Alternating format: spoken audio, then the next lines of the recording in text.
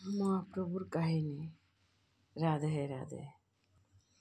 আমাদের মহাপ্রভু যখন গৃহ ত্যাগ করে সন্ন্যাসীতে যায়, তখন পিছে রঘুনাথ বলে একজন শিষ্য চলে প্রভুকে বলছে, প্রভু আপনি গৃহ ছেড়ে চলে যান, আমি আর এই গৃহেতে বাস করব না, আমাকেও আপনার সঙ্গে নিয়ে চলেন প্রভু। আমাদের মহাপ্রভু বলছে, না রঘুনাথ, তোমার গৃহ ছেড়ে এখন তোমার যাবার সময় নয়। কেন, তোমার সংসার আছে, তোমার ছেলে আছে, তোমার দায়িত্ব আছে, তুমি এখন আমার সঙ্গে যেও না, তুমি গৃহেতে থাকো। তো রঘুনাথ বলছে, না প্রভু, আমার এই দেহ মন প্রাণ এ তো সব কিছু আপনার চরণে আমার সব কিছু, আমি আর গৃহেতে থাকবো না প্রভু, আপনার সঙ্গে আমাকে নিয়ে চলেন, আমি আর গৃহেতে থাকবো না, আমার গৃহে বাস আর ভালো লাগছে না, আমি আপনার সঙ্গে যাব। তো অনেক কাকুতি মিনতি করার পরে দিয়ে আমাদের মহাপ্রভু ঠিক আছে চলো। তো যাচ্ছে তো যাবার রাস্তার ভিতরে এক বাড়ির থেকে ভক্তরা বেরিয়ে বলছে যে প্রভু আজকে মধ্যাহ্ন ভোগের প্রসাদ আপনারা এখানে পাবেন, দয়া করে আপনারা চলেন। তো গিয়েছে ওদের বাড়িতে, দুপুরবেলা প্রসাদ টসাদ পাওয়ার পরে রঘুনাথকে বলছে আমাদের প্রভু যে, রঘুনাথ আমার তো মুখ শুদ্ধি হলো না, ভোজন তো হলো, মুখ শুদ্ধি হলো না। তো রঘুনাথে একটু সামনে যেয়ে দেখলো যে একটা বাগানের ধারে একটা হত্তকি গাছ আছে। সে হত্তকি গাছে উঠে 4-5খানা, তো একটা নেব, আবার কালকেও তো দিতে হবে, পরেও দিতে হবে, এর জন্যে 4-5টা হত্তকি রঘু ওখান থেকে এনেছে।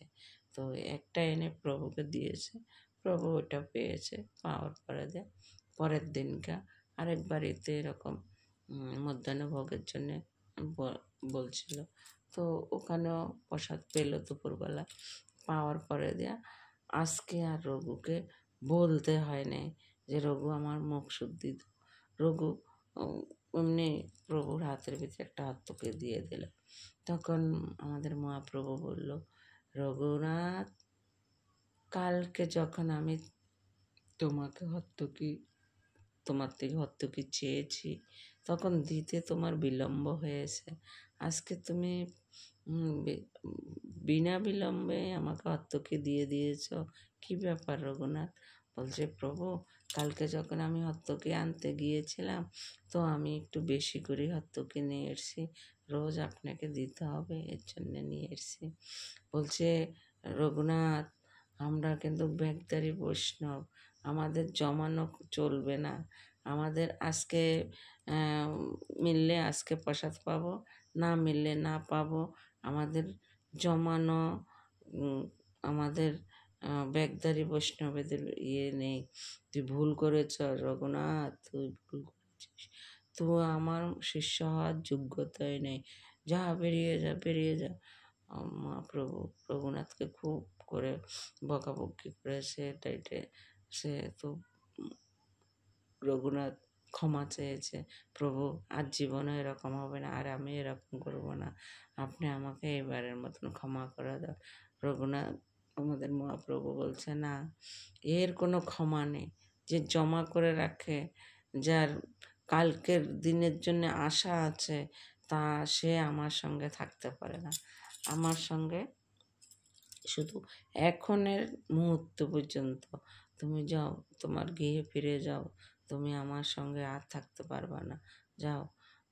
রঘুনাথ অনেক কান্না করলো, রঘুনাথ অনেক কাকুতি মিনতি করলো, আমাদের মহাপ্রভু শুনলো না। তো মহাপ্রভু যাবার সময় একটা কথা বলে রঘুনাথকে, রঘুনাথ, আমি তোমাকে আবার দর্শন দেব, যদি চিনে নিতে পারো। তো রঘুনাথ মনের দুঃখে চলে গেল গিয়ে যাওয়ার পরে যে দেখলো যে ওর গৃহের গৃহিণী চলে গেল, ওনার পরলোক গমন করলো। তো ছেলেটাকে নিয়ে থাকতো। ও একদিনকার ছেলেটাও কী করেছে, সাপে কামড় দিয়ে ছেলেটাকেও মেরে ফেলেছে। রঘুনাথ এখন একা একা। তো গঙ্গাতে গিয়েছে স্নান করতে। তখন গঙ্গাতে স্নান করতে গিয়েছে আর বলছে, একটা যত ডুব দিচ্ছে একটা মরা কাঠ এসে রঘুনাথের মাথার সঙ্গে বাড়ি খাচ্ছে। তো রঘুনাথ ওটাকে ধাক্কা মেরে ফেলে দিয়েছে। আবার ডুব দিয়েছে, আবার এসে কাঠটা এসে আবার মাথার ভিতরে বাড়ি খাচ্ছে। আবারও ধাক্কা মেরে ফেলে দিয়েছে, আবার ডুব দিয়েছে, আবারও দেখছে যে ওই মরা কাঠটা আবারও মাথার ভিতরে উঠেছে। তো এইবারকে একেবারে গঙ্গার পাড়ের ভিতরে ছুঁড়ে ফেলে দিয়েছে। তো ছুঁড়ে ফেলে দিয়ে রঘুনাথ ওখান থেকে স্নান করে চলে এসছে। স্নান করে এসে পুজো টুজো দিল, প্রসাদ টসাদ পেলো। একটু দুপুরবেলা প্রসাদ টসাদ পাওয়ার পরে দিয়ে একটু চোখের নিদ্রা এসেছে, একটু কাঁদিয়ে শুয়েছে। ওই তখনই স্বপ্নেতে এসেছে মহাপ্রভু, রঘুনাথ, রঘুনাথ, আমি তোমাকে বলেছি না আমি তোমাকে দর্শন দেব, তুমি আমাকে চিনে নেবা। তুমি তো আমাকে চিনতে পারো না রঘুনাথ। আমি একে একে দুবার তোমার মাথার ভিতরে, তুমি গঙ্গার স্নান করছো, আমি দুইবার ধরা দিয়েছি, তুমি আমাকে ধরতে পারো নি। দুইবারে আমাকে ঠেলা মেরে ফেলে দিয়েছো। তৃতীয়বার তুমি আমাকে উপরে ছুঁড়ে ফেলে দিয়েছ। তুমি আমাকে চিনতে পারো নি রঘুনাথ, আমি তোমার প্রভু। এই কথা বলে রঘুনাথ ওখানে কী করেছে, ওর দেহ ওখানে ত্যাগ করেছে। তখন এবারকার রঘুনাথের সৎ কাজ কে করবে? তো রঘুনাথের সৎ কাজ আমাদের মহাপ্রভু নিজে স্বয়ং এসে আমাদের রঘুনাথের সৎ কাজ করেছে ছেলে রূপে এসে। রাধে রাধে, জয় গৌর, জয় নিতাই, জয় রাধেশ্যাম।